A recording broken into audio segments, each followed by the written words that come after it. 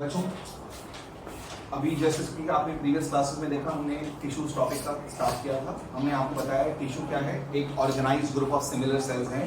एक जैसे सेल्स एक साथ ग्रुप में हों और एक कॉमन फंक्शन परफॉर्म करते हों, उस ग्रुप ऑफ सेल्स को क्या नाम देते हैं? टिश्यू कहते हैं। बच्चों ये जो टिश्यूज हैं, हमने आपको बताया एनिमल्स में हमारी बॉडी में 4 टाइप की टिश्यूज होती हैं। पहली टिश्यू कौन सी है? इसका काम आपकी बॉडी में प्रोटेक्शन में भी है, इसका काम सिक्रीशन में भी है, इसका काम एब्जॉर्प्शन में भी है। और इसके अलावा कनेक्टिव टिश्यू एक ऐसी टिश्यू है जो बॉडी के एक पार्ट को दूसरे पार्ट से जोड़ने का काम करती है, कनेक्टिव, इसलिए इसका नाम कनेक्टिव टिश्यू है। मस्कुलर टिश्यू बॉडी में काम करती है, इसमें मसल्स होती हैं तो आपकी बॉडी में मूवमेंट है, आपकी बॉडी में मूवमेंट में हेल्प करती है मस्कुलर टिश्यू। और चौथी टिश्यू कौन सी है? नर्वस। नर्वस टिश्यू का मेन काम है आपकी बॉडी में कंडक्शन, आपकी बॉडी में मैसेज को ट्रांसफर करना, एक पार्ट से दूसरे पार्ट में मैसेज को पहुंचाना और मैसेज को रिसीव करना। ये काम कौन सी टिश्यू करती है? Nervous tissue. फिर उसके बाद मैंने आपसे कहा एपिथेलियल टिश्यू को बॉडी में 2 टाइप की टिश्यूज, मतलब एपिथेलियल टिश्यू को 2 कैटेगरी में डिवाइड करते हैं। कौन कौन सी? Simple and compound certified. क्या फर्क है दोनों में? अगर ये मेम्ब्रेन के अंदर बेसमेंट मेम्ब्रेन के ऊपर, बेसमेंट लेयर के ऊपर सेल्स की एक अकेली लेयर होगी, तब उसको बोलेंगे सिंपल एपिथेलियल टिश्यू। और अगर सेल्स इस मेम्ब्रेन के ऊपर, इस बेसमेंट के ऊपर बहुत सारी लेयर्स हों, तो बोलेंगे क्या? Compound certified. अच्छा देखो, जहां जैसा काम उसके हिसाब से अल्लाह ताला ने आपको वो टिश्यू दी है। देखो दर्द, आपकी ये स्किन है, यहाँ पे आपको क्या लगता है, सिंपल वो टिश्यू होनी चाहिए या कॉम्प्लेक्स या स्ट्रैटिफाइड? क्यों? इधर देखें, अगर यहाँ पर सिंपल टिश्यू होती, आपकी स्किन के अंदर सिंपल टिश्यू होती, तो हल्की सी चोट लगने पर, इंजरी होने पर आपकी बॉडी के अंदर वाले ऑर्गन्स नजर आने शुरू हो जाते हैं। आपको मालूम है, जब छिल जाती है यहाँ पर स्किन, जो हमारे जिस्म की बाहर वाली कवरिंग है, इसमें कट लग जाते हैं, इंजरी हो जाती है। इंजरीज लगने के चांसेस ज्यादा होने की वजह से खुदा ने हमारी स्किन के अंदर कौन सी टिश्यू दी होगी? स्ट्रैटिफाइड। जरा देखो, हमारा जो यूरिनरी ब्लैडर है, जिसमें यूरिन इकट्ठा होता है, ये ब्लैडर जब यूरिन इकट्ठा होता है तो यूरिन ब्लैडर खिंचता है, तो आपको क्या लगता है किस टाइप की टिश्यू होगी उसमें? किस टाइप की टिश्यू होगी? स्ट्रैटिफाइड। क्योंकि ब्लैडर जो साइज है, जब यूरिन बढ़ता जाता है तो ब्लैडर खिंचता जाता है। अगर सिंपल टिश्यू होती तो वहां पर ये फट जाता, बर्स्ट हो जाता। इसलिए हमारे ब्लैडर में कौन सी टिश्यू है? Stratified tissue. तो इसलिए हम जहां जैसा काम होता है उस एतबार से वहां पर वैसे टिश्यू प्रेजेंट है। अब देख जी बेटे, सिंपल कहां होता है? अभी बता रहा हूं, सिंपल टिश्यू कहां होता है और उसके कितने टाइप हैं। देखो, अगर ये जो सिंपल टिश्यू है, इसके अंदर सेल्स जो है चपटे सेल्स हैं, फ्लैट ऐसे। देखो साइड से देखोगे ऐसा, और अगर ऊपर से आप देखेंगे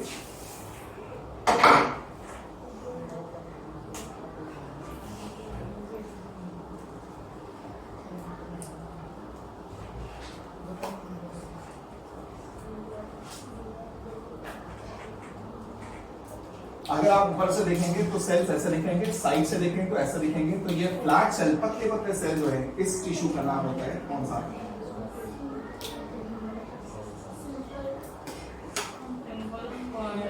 क्या कहते हैं?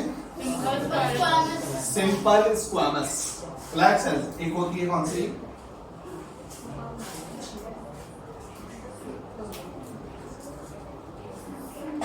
कौन सी? Simple cuboidal. एक होती है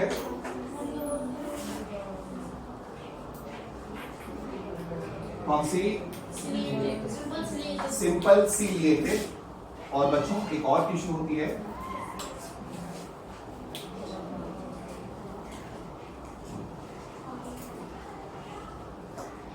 कौन सी? Simple columnar. ये कौन सी टिश्यू की बात हो रही है? Simple epithelial. मैंने कहा शेप की बिना पर, उसका शेप कैसा है? जो एक सेल्स की लेयर है, देखो अगर सेल्स ऐसे हो, फ्लैट सेल्स,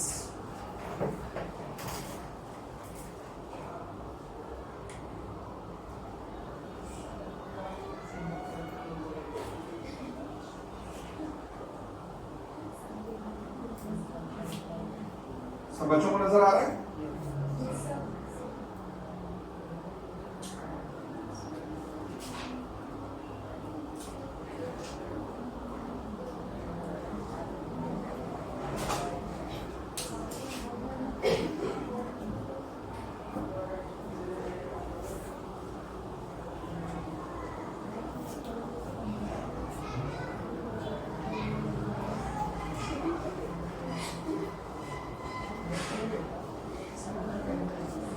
देखिए ये जो डायग्राम मैंने ड्रॉ किया है, इसके अंदर मेम्ब्रेन के ऊपर, ये बेसमेंट जो लेयर के ऊपर एक ही सेल्स की लेयर है ना, अगर उसके ऊपर सेल्स ऐसे चपटे फ्लैट सेल्स हैं तो इस टिश्यू का नाम क्या होगा?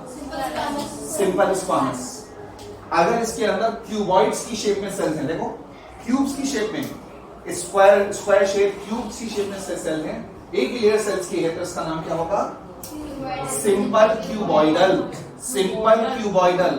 और अगर इन सेल्स के ऊपर छोटे छोटे हेयर की तरह, अभी मैंने पिछले चैप्टर में बताया था सीलिया होता है, सीलिया, अगर सेल्स के ऊपर बहुत सारे क्या हो? सीलिया हो, तो इसलिए इस वाली टिश्यू का नाम क्या होगा? Simple ciliated. और अगर इस मेम्ब्रेन के ऊपर सेल्स की एक लंबे लंबे कॉलम शेप के सेल्स हो, लंबे लंबे सेल्स, इस टाइप के टिश्यू का नाम क्या होगा? Simple columnar. मेरी बात कुछ कुछ समझ आ रही है बच्चों के? तो बेटा ये आपने देखा, ये वाली जो सब में आपने देखा सेल्स की एक लेयर है, यहाँ पर फ्लैट सेल्स हैं तो सिंपल स्क्वामस, यहाँ पर ये क्यूबॉइड सेल्स क्यूब्स की शेप में सेल्स हैं तो उसको बोलेंगे सिंपल क्यूबॉइडल। और इन सेल्स में छोटे छोटे हेयर लाइक स्ट्रक्चर होते हैं, सीलिया। सीलिया की वजह से इसका नाम क्या है? Simple ciliated. और यहाँ पर जो सेल्स हैं वो एक लंबे लंबे कॉलम की शेप में है, तो इसलिए इस टिश्यू का नाम क्या होगा? Simple columnar. अब सुने इधर, ये वाली जो टिश्यू है जिसमें फ्लैट सेल्स होते हैं, इनको आप साइड से देखो तो ऐसा नजर आएगा, ऊपर से देखेंगे तो ऐसा नजर आता है। ये सेल्स ऐसे दिखते हैं ऊपर से, टॉप व्यू में। आप माइक्रोस्कोप में देखेंगे ना,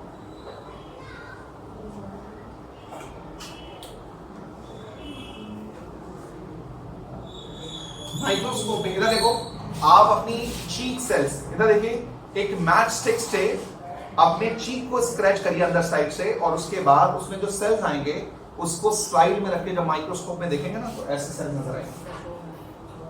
आपके cheek cells, inner lining of the cheek cells, एक मैच स्टिक से अगर हम चीक सेल्स को स्क्रैच करें और उसके बाद जो सेल्स आए उसको आप स्लाइड में रख के माइक्रोस्कोप में देखेंगे तो ऐसे नजर आएंगे। साइड से ऐसे नजर आते हैं सेल्स, टॉप व्यू में ऐसा नजर आते हैं। तो ये कुछ ऐसा नहीं नजर आता जैसे रास्ते के अंदर फुटपाथ पे टाइल्स होते हैं, फ्लोर पे जो टाइल्स है तो कुछ ऐसा नजर नहीं आ रहा। तो जो रास्ता होता है, जो फुटपाथ होता है, उसको एक नाम देते हैं, क्या कहते हैं? क्या कहते हैं? पेवमेंट। जो रास्ता है, जो फुटपाथ होती है, जहां पे लोग चलने का रास्ता होता है, वहां पर फ्लोर्स जैसे टाइल्स लगे होते हैं। तो ये कुछ ऐसा दिखता है कि जैसे फ्लोर के टाइल्स लगे हुए हैं। तो कभी कभार इस टिश्यू का नाम क्या होता है?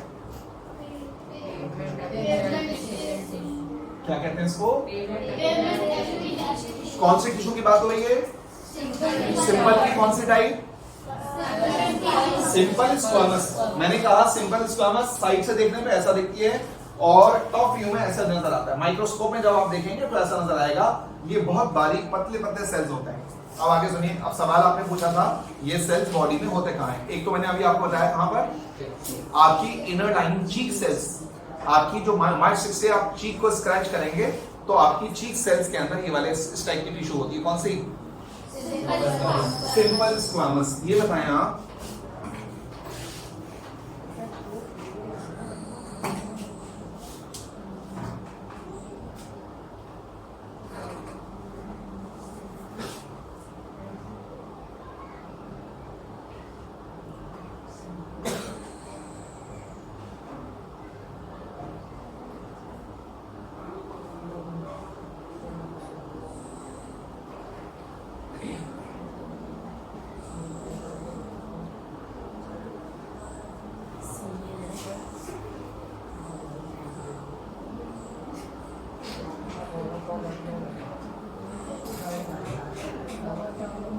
बच्चों ये आपके सामने जो डायग्राम है किस चीज का डायग्राम है?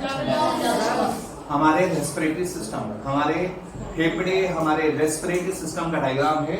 ये सांस की नली है जिसको ट्रैकिया कहते हैं।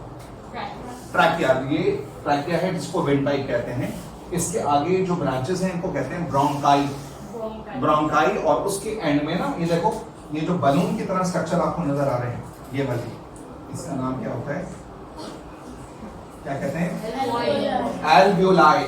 एक बलून लाइक स्ट्रक्चर को कहते हैं एल्वियोलस, बहुत सारे को कहते हैं एल्वियोलाई। जब आप सांस लेते हैं तो ये एल्वियोलाई फूलते हैं और उसके फूलने से आपके लंग्स भी फूल जाते हैं, एक्सपैंड हो जाते हैं। तो इसके एल्वियोलाई के फूलने से आपके लंग्स एक्सपैंड होते हैं। आपको क्या लगता है कितने एल्वियोलाई हमारे लंग्स में मौजूद होते होंगे? हमारे लंग्स में, हेल्दी लंग्स में कितने एल्वियोलाई होते होंगे बेटा? कितने होते होंगे अप्रॉक्स? तकरीबन कितने होते होंगे एल्वियोलाई? 5।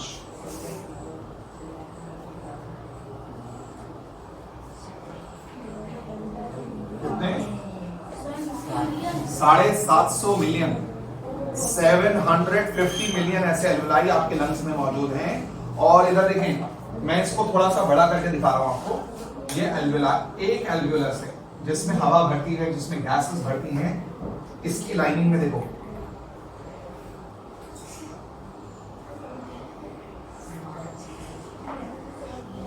इसकी लाइनिंग में देखो कौन सी टिश्यू प्रेजेंट है?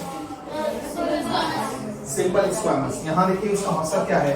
ये एक बलून यहां पे बहुत सारे दिखाएंगे, एक एल्वियोलस है, इसके सरफेस के ऊपर ये ब्लड वेसल होती है। जो आपका ब्लड है इसके ऊपर से सर्कुलेशन में गुजरता है। तो जब आप सांस लेते हैं तो ये खुलता है, तो ऑक्सीजन इसमें से डिफ्यूज करके कहां जाती है? ब्लड में। और ब्लड में जो कार्बन डाइऑक्साइड होती है वो डिफ्यूज करके कहां जाती है? एल्वियोलाई के अंदर जाती है। तो इसका मतलब यहाँ पर ये सिंपल एपिथेलियल टिश्यू कहां प्रेजेंट है? आपके एल्वियोलाई में। आपके लंग्स के, आपके फेफड़ों के एल्वियोलाई की लाइनिंग के अंदर ये वाली टिश्यू प्रेजेंट है। कौन सी? और कहां बताइए, और कहां मौजूद होती है? आपके inner lining of the cheek cell, cheek cells के अंदर भी ये वाली टिश्यू प्रेजेंट है, सिंपल स्क्वामस। यहां पर इधर देखें आप, यहां पर जो गैसेस का एक्सचेंज हो रहा है, तो यहां पर ये टिश्यू का काम है एक्सचेंज ऑफ गैसेस। बच्चों आपको मालूम है जो लोग चेन स्मोकर होते हैं, ये एल्वियोलाई तकरीबन 750 मिलियन होते हैं हमारे लंग्स में। लेकिन जो लोग चेन स्मोकर होते हैं, स्मोकिंग करते हैं, किसी भी टाइप की स्मोकिंग करते हैं, तो स्मोकिंग करने से ये एल्वियोलाई का नंबर, ये आपस में एल्वियोलाई चिपक जाते हैं, फ्यूज हो जाते हैं, का नंबर घट जाता है। और घटने की वजह से और जब सांस लेते हैं वो उनको सांस उनके लिए सफिशिएंट नहीं होता। एक बीमारी होती है रेस्पिरेटरी सिस्टम की जिसका नाम क्या है? क्या कहते हैं उसको? एम्फाइजिमा। एम्फाइजिमा एक ऐसी कंडीशन होती है जिसमें लंग्स के एल्वियोलाई का नंबर कम हो जाता है, घट जाता है, जिससे सांस लेने में परेशानी होती है। ये किसके साथ होगी परेशानी? चेन स्मोकर्स, जो लोग स्मोकिंग करते हैं, किसी भी टाइप की स्मोकिंग करते हैं। आजकल नया लोगों ने मशगला बनाया है हुक्का। हुक्का भी उतना ही हार्मफुल है जितनी और चीजें। हम कोई भी किसी भी टाइप की स्मोकिंग अगर आप करते हैं तो एल्वियोलाई का नंबर कम हो जाता है और एल्वियोलाई का नंबर लगातार घटते घटते घटते ये नौबत आ सकती है जिसका नाम होता है एम्फाइजिमा। बात समझ आ गई? क्लियर है सब बच्चों को? आगे सुने। तो सिंपल एपिथेलियल टिश्यू शेप की बिना पर कितने टाइप के हो गए? 4। ये सिंपल स्क्वामस कहां मौजूद है? कहां पर? आपके एल्वियोलाई में और आपकी inner lining of cheek cells, आपकी चीक में मौजूद है। अब आ रहे हैं कौन सी टिश्यू? कौन सी? Simple cuboidal. बच्चों ये वाली जो टिश्यू है ना, सिंपल क्यूबॉइडल, इधर देखें आप, आपके गले में एक ग्लैंड है। कौन सा ग्लैंड है बताओ? आपके गले में थायराइड ग्लैंड। आपके जिस्म के अंदर, आपकी बॉडी में, आपके गले में, आपकी नेक में ग्लैंड है जिसका नाम है थायराइड। थायराइड ग्लैंड के जो सेल्स हैं उनको कहते हैं फॉलिकल्स। उसके अंदर ये वाली टिश्यू होती है। कौन सी? सिंपल क्यूबॉइडल आपके थायराइड ग्लैंड में होती है। इधर देखें आप, आपको मालूम है एक बीमारी है जिसका नाम होता है गॉइटर, सिंपल गॉइटर। गॉइटर सुना? गॉइटर जिसमें गले का साइज बढ़ जाता है। किन लोगों को होने की परेशानी, किन लोगों को ज्यादा होती है प्रॉब्लम? किन लोगों को होते हैं? गॉइटर, जो गले की गॉइटर की प्रॉब्लम आपने हो सकता है लोअर क्लास में पढ़ी हो, तो उस किसमें किन लोगों में होता है गोइटर? जिन लोगों के अंदर आयोडीन की कमी होती है, जिन लोगों के अंदर आयोडीन की कमी होती है उनको गोइटर होने की प्रॉब्लम बढ़ जाती है। कौन से ऐसे लोग हैं जिनको गोइटर हो, मतलब आयोडीन की कमी होगी? कौन से ऐसे लोग हैं जिनको आयोडीन की कमी होगी? क्योंकि ये जो थायराइड ग्लैंड है, ये जो हार्मोन बनाता है, एक नाम सुना है थायरॉक्सिन। थायरॉक्सिन एक हार्मोन बनता है, उसके बनने के लिए आपकी बॉडी को किस चीज की जरूरत है? आयोडीन की। जिन लोगों में आयोडीन की कमी पाई जाएगी उनके अंदर थायरॉक्सिन नहीं बनेगा या कम बनेगा, जिसकी वजह से उनका नेक का साइज बढ़ जाता है। इसी का नाम क्या है? गोइटर। बेटा किन लोगों में गोइटर होने की प्रोबेबिलिटी ज्यादा होगी? किन लोगों में आयोडीन कम होगा? अगर आप समुद्र के आसपास रहते हैं और समुद्र का सी फूड खाते हैं, आप समुद्र का नमक खाते हैं, समुद्र का नमक या फिश खाते हैं जो समुद्र से आती है, कोई भी सी फूड आप खाते हो तो आपके अंदर मुमकिन है आयोडीन की कमी नहीं हो सकती, क्योंकि सी फूड में आयोडीन होता है। सी फूड में आयोडीन होता है। लेकिन जो लोग सी फूड से महरूम है या सी फूड नहीं खाते और नमक भी नॉर्मल वाला आयोडाइज नमक नहीं लेते, चट्टानों से निकला हुआ रॉक सॉल्ट जो होता है उसका इस्तेमाल करते हैं, उन लोगों के अंदर गोइटर होने की परेशानी ज्यादा होती है। कौन लोग ऐसे हैं? जो पहाड़ों पर रहते हैं, पहाड़ी इलाकों में रहते हैं, वहां पर सी फूड आमतौर पर मुहैया नहीं होता, अवेलेबल नहीं होता, इसलिए उनके अंदर ये प्रॉब्लम होने की जो गोइटर होने की परेशानी है बड़ी कॉमन है। समझ आ गई बात?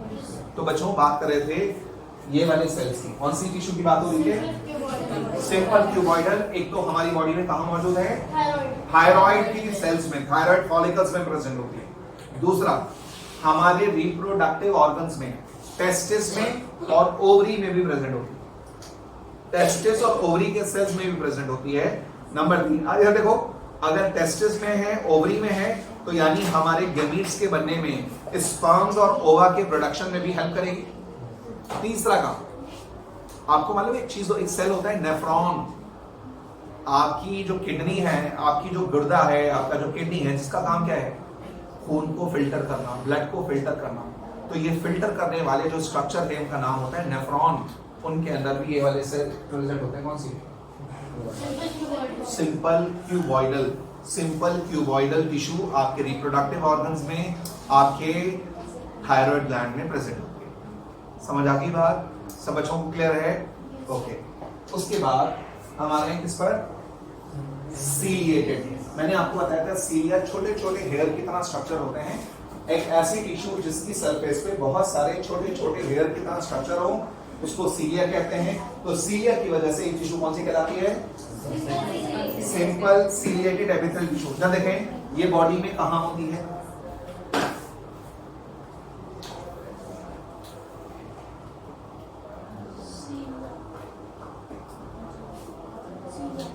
ये बताएं, जब हमें खांसी होती है, कफ खांसी आती है, कफ इज यूजफुल और हार्मफुल फॉर द बॉडी? कफ जो है हार्मफुल नहीं है। कफ कोई बीमारी नहीं है, खांसी कोई बीमारी नहीं है, बल्कि आपके जिस्म का एक रिफ्लेक्स है। जब आपकी बॉडी में कोई पार्टिकल, कोई माइक्रो ऑर्गेनिज्म, कोई पार्टिकल अंदर चला जाए तो आपकी बॉडी में खांसी होने का मकसद है आपके फेफड़े उसको खांस खांस के उसको बॉडी से बाहर निकालने की कोशिश कर रहे हैं। खांसी होने के लिए, खांसी होने से वो पार्टिकल बाहर निकालने की कोशिश है। आपने देखा होगा कभी कुछ खाते वक्त कोई चीज अंदर चली जाए तो आपको खांसी आनी शुरू हो जाती है। आपके सांस की नली में कोई पार्टिकल चला जाए तो आपको बहुत ज्यादा तेज खांसी आती है, और तब तक आती रहेगी जब तक वो पार्टिकल बाहर नहीं निकलता। तो इसलिए जब देखिए जो हम सांस लेते हैं वो यहां से फिल्टर होता है, जो हवा यहां से फिल्टर होकर जाती है यहां चला गया, मान लो उसके बाद कोई पार्टिकल अंदर चला गया, तो इस सांस की नली में, जो इसको ट्रैकिया कहते हैं, ब्रोंकाई कहते हैं, इसकी लाइनिंग में ये वाली टिश्यू प्रेजेंट होती है। कौन सी? ये इसको क्या कहते हैं? देखो सारे, जब आपको खांसी आती है तो वो सारे सीलिया से मूव करके उस पार्टिकल को, उस माइक्रो ऑर्गेनिज्म को बॉडी से बाहर फेंकने के लिए, एक्सपेल आउट करने की कोशिश करते हैं। इसका नाम है सीलिया। समझ आ रही है बात? तो सीलिया, सीलिएटेड एपिथेलियल टिश्यू जो है, ये सीलिएटेड एपिथेलियल टिश्यू का मेन काम है आपकी बॉडी में उस आपके रेस्पिरेटरी सिस्टम में, आपके लंग्स में जो माइक्रो ऑर्गेनिज्म कोई पार्टिकल अंदर आ गया तो उसको मूव करके उसको बॉडी के बाहर निकालने के लिए यहाँ पर सीलिएटेड एपिथेलियल टिश्यू प्रेजेंट होता है। मेरी बात समझ आ रही है बच्चों को? आगे देखें, ये सीलिएटेड एपिथेलियल टिश्यू कहाँ है? हमारे रेस्पिरेटरी ट्रैक्ट में। इसी तरह से बेटा ह्यूमन फीमेल रिप्रोडक्टिव सिस्टम में, ह्यूमन फीमेल रिप्रोडक्टिव सिस्टम में यहां पर होता है फेलोपियन ट्यूब्स। ह्यूमन फीमेल में रिप्रोडक्टिव सिस्टम में दोनों साइड पे ट्यूब्स होती हैं जिसको ओवरी डक्ट्स भी कहते हैं या फेलोपियन ट्यूब्स कहते हैं। हर मंथ में ओवरी से यहां से एग निकल कर जाता है, एग निकल कर जाता है और स्पर्म का वेट करता है 48 घंटे तक। तो जब फर्टिलाइजेशन हो जाता है, इधर देखें इसकी लाइनिंग में भी कौन सी टिश्यू प्रेजेंट है? कौन सी? सीलिएटेड। सीलिया इसको धकेलता है, इसको मूव करता है एग को। तो इसका मतलब हमारी बॉडी में ये टिश्यू एक तो सांस की नली के अंदर रेस्पिरेटरी ट्रैक्ट में भी मौजूद होती है, फीमेल्स में, गर्ल्स में कहां होती है? ओविडक्ट या फेलोपियन ट्यूब्स में। तीसरा हमारे नर्वस सिस्टम में। आपको मालूम है आपके ब्रेन के अंदर एक फ्लूइड भरा होता है। आपके ब्रेन और स्पाइनल कॉर्ड में एक फ्लूइड होता है, इसका नाम होता है सेरिब्रोस्पाइनल फ्लूइड। वो फ्लूइड आपके ब्रेन और आपकी स्पाइनल कॉर्ड के ऊपर नीचे सर्कुलेट हो रहा है। तो ये जो सेरिब्रोस्पाइनल फ्लूइड है ब्रेन और स्पाइनल कॉर्ड के अंदर, उसको सर्कुलेट कराने के लिए भी कौन सी टिश्यू जरूरी है?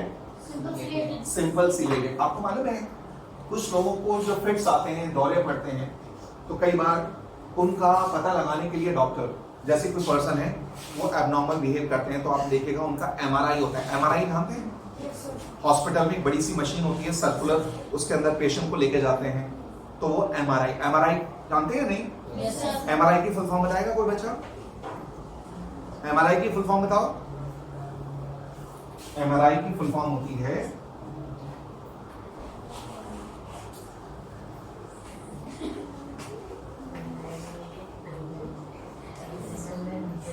क्या कहते हैं?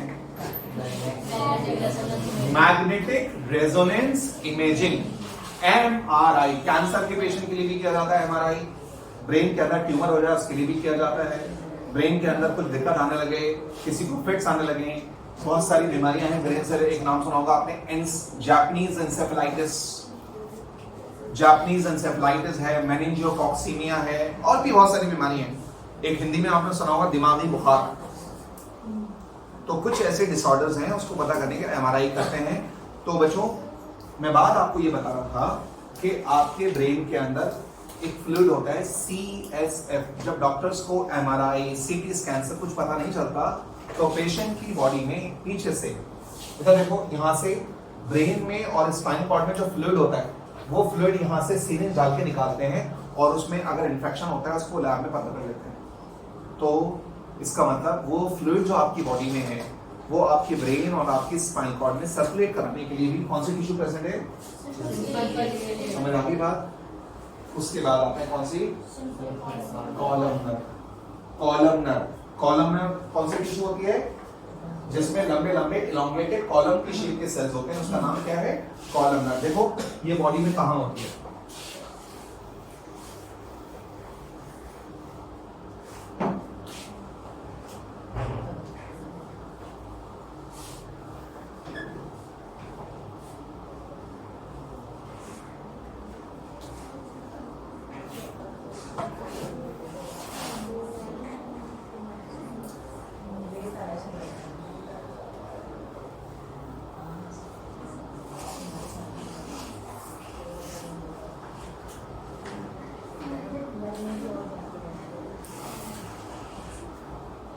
ये क्या है बच्चों?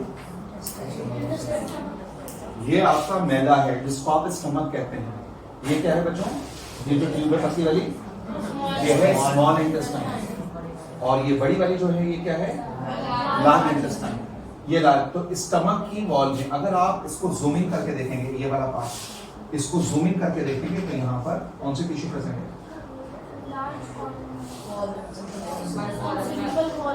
Simple columnar. और इंटेस्टाइन की वॉल के अंदर भी यही वाली टिश्यू प्रेजेंट होती है। कौन सी? सिंपल कॉलमनर, जहां पे इलोंगेटेड लंबे लंबे कॉलम की शेप के सेल्स होते हैं, तो इसको कहते हैं कौन सी टिश्यू? Simple columnar.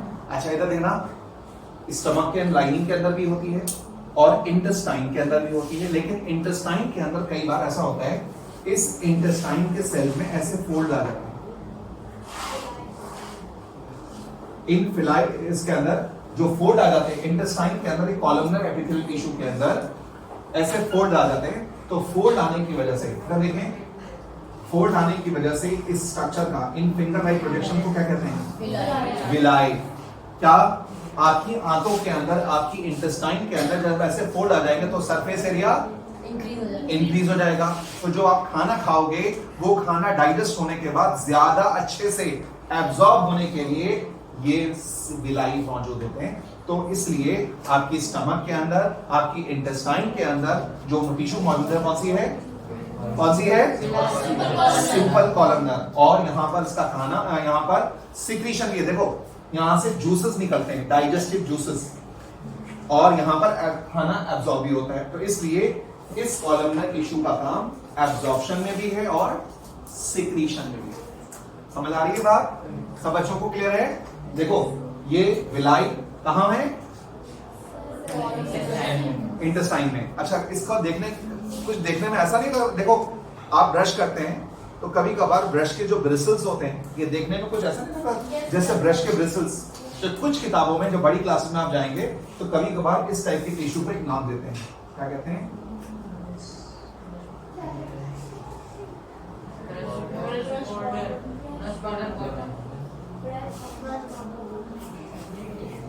क्या कहते हैं इसको? Brush border. क्योंकि इस टिश्यू का सरफेस व्यू ऐसा दिखता है जैसा कि ब्रश के ब्रिसल्स होते हैं। जैसे आप ब्रश करते हैं कुछ इस तरह का स्ट्रक्चर देखने को मिलता है। इस एतबार से इसको brush border columnar epithelial tissue कहते हैं। मेरी बात कुछ समझ आ रही है? तो ये सिंपल स्टमक कहां मौजूद होती है? कहां पर? Inner lining of the cheek cells. और इसके अलावा दूसरा एल्वेलाई ऑफ लंग्स। क्यूबॉइडल कहां मौजूद होती है? थायराइड फॉलिकल्स में और रिप्रोडक्टिव ऑर्गन में, टेस्टिस में, ओवरी में और किडनी के नेफ्रॉन्स में। ये कहां होती है? रेस्पिरेटरी ट्रैक्ट में, आपकी सांस की नली के अंदर और आपकी ब्रोंकाई के अंदर ये वाली होती है। और ये वाली जो टिश्यू है ये आपकी स्टमक की लाइनिंग में और इंटेस्टाइन में। बस एक छोटी सी बात बता के हम थोड़ा सा खत्म करेंगे। यहाँ पर जो ये कंपाउंड है, स्ट्रैटिफाइड टिश्यू है, स्ट्रैटिफाइड और कंपाउंड टिश्यू है, ये बॉडी के अंदर ऐसी जगह होगी जहां पर स्ट्रेंथ की जरूरत होती है। अभी मैंने आपसे कहा था आपका जो यूरिनरी ब्लैडर है, जिसमें यूरिन इकट्ठा होता है, वो ब्लैडर खिंचता है। जब खिंचेगा तो जाहिर है कि वहां पर सिंपल टिश्यू नहीं हो सकती थी। अगर ब्लैडर खिंचता है तो वहां पर एक ऐसी टिश्यू चाहिए जो इस स्ट्रेस को, इस खिंचाव को, इस स्ट्रेच होता है। कौन से सेल्स के बढ़ने की वजह से ट्यूमर होता है? क्या आपके ब्रेन में न्यूरॉन्स के अलावा, नर्व सेल के अलावा भी कोई सेल्स होते हैं? होते हैं। एक सेल होते हैं जिनका नाम ग्लायल सेल्स। ग्लायल सेल्स ऐसे सेल हैं जिनका नंबर बढ़ने से ट्यूमर होता है। तो इंशाल्लाह इसके बारे में मैं नेक्स्ट क्लास में